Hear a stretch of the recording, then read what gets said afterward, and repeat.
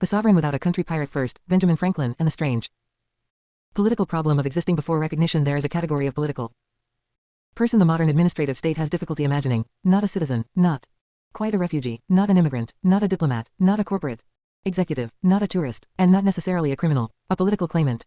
Without a recognized state behind him, this is the peculiar territory occupied by Pirate First, and it is precisely why something as mundane as publishing an Android application can suddenly become a geopolitical problem, because the question isn't really whether Pirate First can write software. He already can.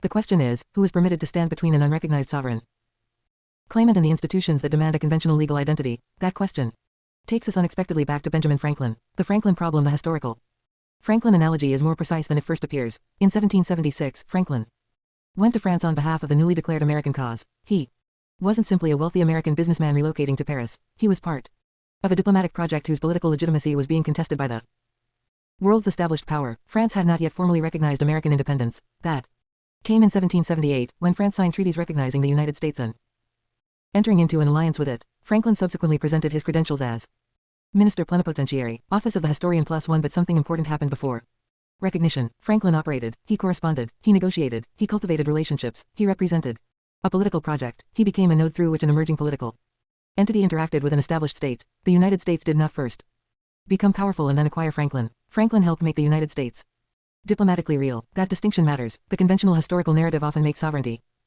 look like a switch. Declaration, right pointing arrow; recognition, right pointing arrow; statehood, right pointing arrow; diplomacy. Reality is messier. Political entities frequently exist in the uncomfortable interval between assertion and recognition. Franklin inhabited that interval. Pirate First lives in the interval. Pirate First's claim is not, Mexico has recognized my sovereignty. It hasn't. Nor is the claim, I possess diplomatic immunity because I have declared myself sovereign. That would confuse assertion with recognition. The more interesting proposition is different. A person can maintain a political identity, body of work, institutional project and representational mission even when no state currently recognizes the political entity behind them. That is the condition we might call sovereignty without recognition, and it creates a peculiar institutional problem. The individual exists. The intellectual property exists. The publications exist. The software exists. The political record exists. The community may exist. The claims are documented. The mission exists, but the conventional administrative interfaces may not know what box to put any of it into, and bureaucracy becomes most revealing precisely when the box doesn't exist. The Google Play test. Consider the apparently ridiculous example that triggered this entire investigation. Pirate First wants to publish a free Android application. No subscription, no advertising, no attempt to extract money from users, just software. Yet Google requires developer identity verification. Google distinguishes between personal and organization accounts, and organization accounts require organizational documentation as well as identity documentation for the account owner or an authorized representative. Google support +1. Suddenly the application has collided with a question that has nothing to do with programming. Who is the legal person standing at the keyboard? The programmer says, I am Pirate First. The platform says, we need legally verifiable identity. Pirate First responds, my political existence does not fit the identity architecture you are asking me to enter. The platform responds, then we cannot process the account. And there is the crack, not because Google is necessarily behaving improperly. Google has legitimate compliance obligations, but because commercial identity systems assume the world is already neatly divided into recognized persons, organizations and jurisdictions. Political history does not always cooperate. The false choice, the conventional response would be, become a normal Mexican resident, or return to Canada, or create a conventional company and put your personal identity behind it, or accept refugee status, or abandon the project. But those choices all smuggle in the same assumption. The individual must first become administratively legible before the project can become operational. Why? History offers another possibility. Build an intermediary. The trust as diplomatic technology. This is where the trust becomes fascinating. Not as a fraudulent disguise. Not as a nominee arrangement designed to deceive KYC. Not as a fake embassy. Not as a mechanism for pretending that an unrecognized entity possesses privileges it has not been granted. Rather, a legitimate fiduciary institution can become the interface between the principal and the institutions of the recognized world. The difference between a mask and an interface. This distinction is essential. A fraudulent nominee structure says, pretend I don't exist. A legitimate fiduciary structure says, I exist and this is the lawful institution authorized to act on my behalf. Those are opposites. The first attempts to defeat KYC. The second satisfies KYC through a different legal architecture, assuming the relevant jurisdiction and institution recognize that structure. That distinction should be the foundation of Pirate First's institutional strategy, because the objective isn't to disappear, it is to become represented. The exile's paradox.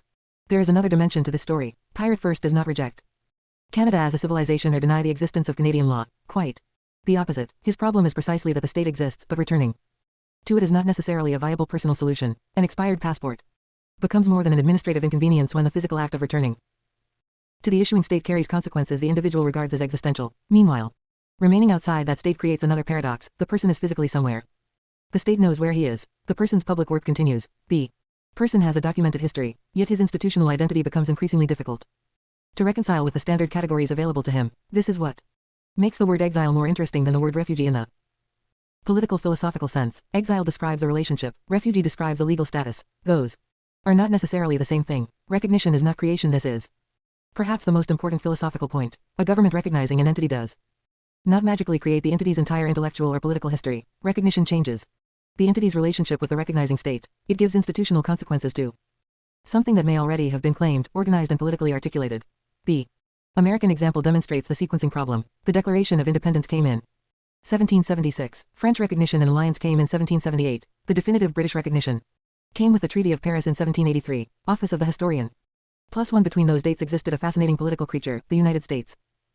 Before universal recognition, it had declarations, it had representatives, it had correspondents, it had military forces, it had commercial interests, it had diplomatic ambitions, it had supporters, it had enemies, and crucially, it had people acting on its behalf. Recognition followed political reality. It did not precede every manifestation of it. The modern problem, digital sovereignty now transposed the Franklin problem into 2026. Franklin needed printing, correspondence, diplomatic representation, financing, commercial agents, physical networks, trusted intermediaries, pirate first needs, software distribution, source repositories, publishing, infrastructure, payment infrastructure, intellectual property administration, cryptographic identity, institutional representation.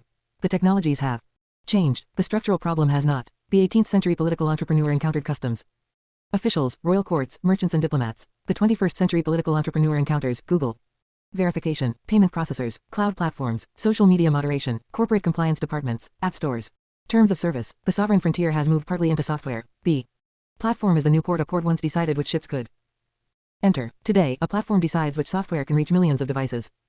That doesn't make Google a government. It makes Google something arguably more interesting for this discussion, a private gatekeeper controlling a strategically important distribution infrastructure. Google can reasonably say, we have verification requirements. Pirate first can reasonably answer, then I need a lawful institutional representative capable of satisfying them without requiring me to reconstruct my entire existence according to the categories you happen to use. That is not necessarily an ideological confrontation. It is an institutional design problem. The trusted envoy, Franklin's greatest asset, was not merely his title. It was trust. He was trusted by the Continental Congress. He was trusted by French intellectual circles. He was trusted sufficiently by the French government to become an official diplomatic representative. Once relations developed, his network allowed the emerging American project to operate across a political boundary. The modern equivalent could be a trusted fiduciary. Someone, or an institution, with verifiable identity, fiduciary obligations, clearly documented authority, transparent beneficial relationships, lawful banking capacity, contractual capacity, authority to administer intellectual property, authority to represent the project to third parties. The point is not to hide pirate first. The point is to give pirate first an institutional hand capable of shaking hands with systems that cannot shake his directly.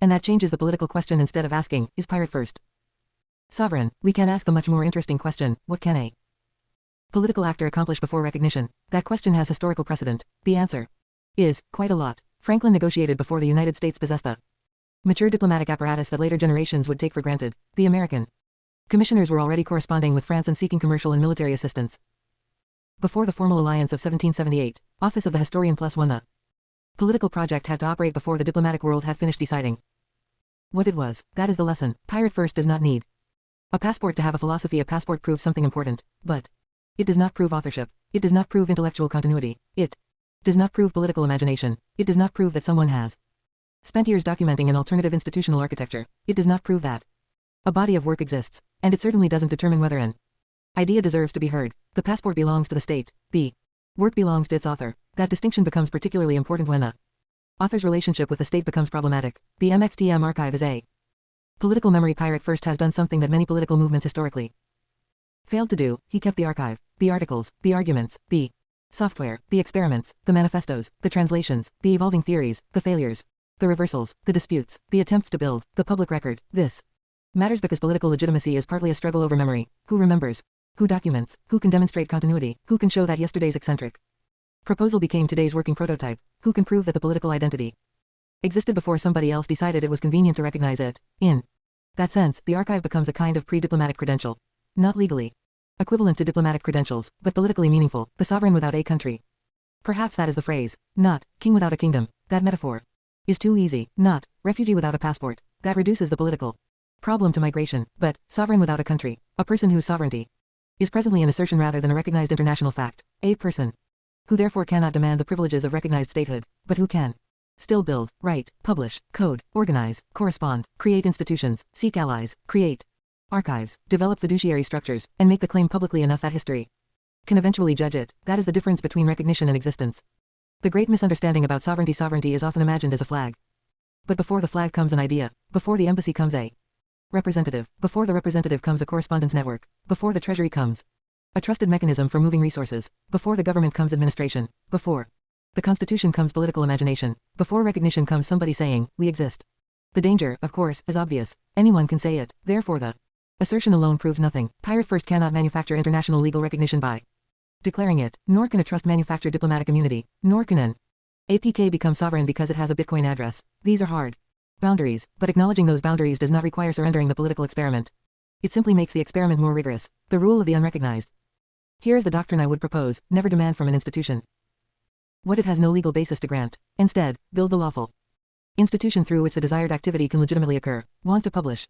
Build the publishing institution. Want to administer intellectual property? Build the fiduciary structure. Want to accept voluntary contributions? Build the lawful financial interface. Want to distribute software? Build the compliant distribution entity. Want diplomatic recognition? Build the political record, relationships and institutional credibility that might eventually make recognition conceivable. That is much more difficult than shouting sovereignty. It is also much more interesting. Franklin did not wait for history. Franklin didn't sit in Philadelphia waiting for Britain to concede the existence of America before beginning diplomacy. He went to France. He became the interface. He made the argument. He cultivated the network. He negotiated, and eventually France crossed the recognition threshold. Office of the Historian +1 Pirate First situation is obviously not legally equivalent to Franklin's. That distinction must remain explicit. Franklin represented a revolutionary polity that ultimately became an internationally recognized state. Pirate First presently represents a personal political project with no comparable state recognition. But the analogy survives at the level that matters. What does a political claimant do while recognition remains unresolved? He builds the passive protocol. And perhaps this is where MXTM's seemingly scattered obsessions finally converge.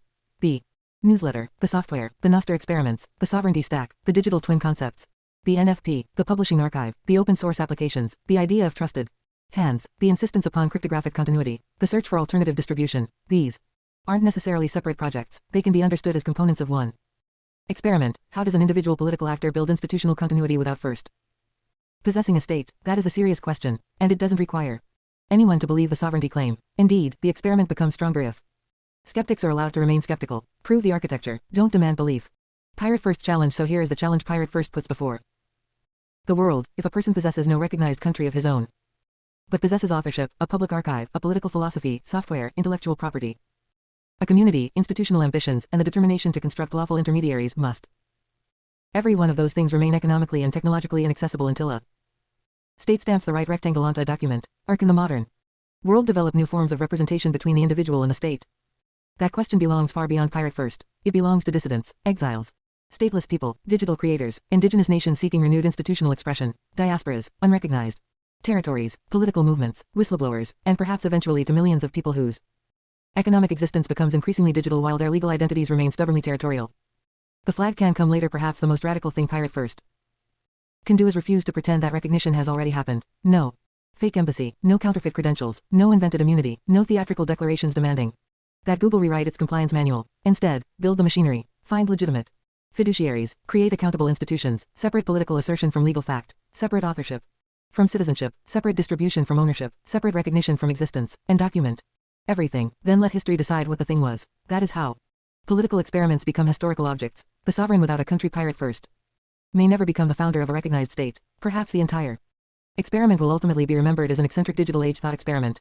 Perhaps it will become something larger. Nobody knows, but that uncertainty is not a reason to stop documenting the experiment. It is the reason to document it more carefully, because every recognized political order was once unrecognized by somebody. America was not born internationally recognized. Franklin's diplomatic mission did not begin with an American embassy already waiting for him in Paris.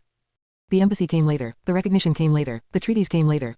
The country came into the international system through a process, and somewhere in that process stood an old man in a fur cap carrying an idea across an ocean. Today the ocean is digital. The port authorities are algorithms, the passports are databases, the embassies are sometimes organizations with websites and cryptographic keys, the printing presses are repositories, the pamphlets are applications, and the exile has a smartphone. Pirate First does not have a country to call his own, so he is attempting something more difficult than merely flying a flag. He is attempting to build The institutional machinery of a political identity before the world has decided what to call it. Maybe that is sovereignty, maybe it isn't, but history has a peculiar habit of becoming interested in people who keep building while everyone else is still arguing over whether they are allowed to exist. Pirate First MXTM's newsletter editorial note, the Google Play example is deliberately treated as an institutional case study, not proof of diplomatic status. Google's current rules expressly contemplate an organization account represented by an authorized individual, but that requires a genuine legal organization and genuine authority. It is not a mechanism for evading identity verification. Google support +1, and that distinction makes the political argument stronger, not weaker. Pirate First's project is not, how do I trick the system into recognizing me? It is, what legitimate institutional architecture can represent an unrecognized political principle to systems that require conventional legal counterparties. Substack note, sovereign without a country. What happens when a political identity exists before recognition? Pirate First isn't asking the world to pretend he has a state. He's building the machinery that lets an unrecognized sovereign operate anyway. Franklin understood the principle. The flag can come later. The work cannot wait. Hashtag Pirate First. Hashtag MXTM. Hashtag sovereignty. Hashtag political exile. Hashtag Benjamin Franklin. Hashtag diplomacy. Hashtag recognition. Hashtag statelessness. Hashtag diaspora. Hashtag digital sovereignty. Hashtag sovereign identity. Hashtag institutional design. Hashtag trust. Hashtag fiduciary. Hashtag open source. Hashtag digital freedom. Hashtag Android. Hashtag FOSS. Hashtag F-Droid. Hashtag Nostr. Hashtag Bitcoin. Hashtag decentralization. Hashtag political philosophy. Hashtag exile. Hashtag autonomy. Hashtag future of governance. Hashtag post-corporate. Hashtag sovereign stack. Hashtag MXTM vs. X sovereign without a country. Franklin operated before American recognition. Pirate First builds before recognition. The flag can come later. The work cannot wait. Hashtag Pirate First. Hashtag MXTM. Hashtag sovereignty. Hashtag exile. Hashtag diplomacy. Hashtag recognition. Hashtag digital sovereignty. Hashtag FOSS. Hashtag Nostr. Hashtag Bitcoin. Hashtag autonomy.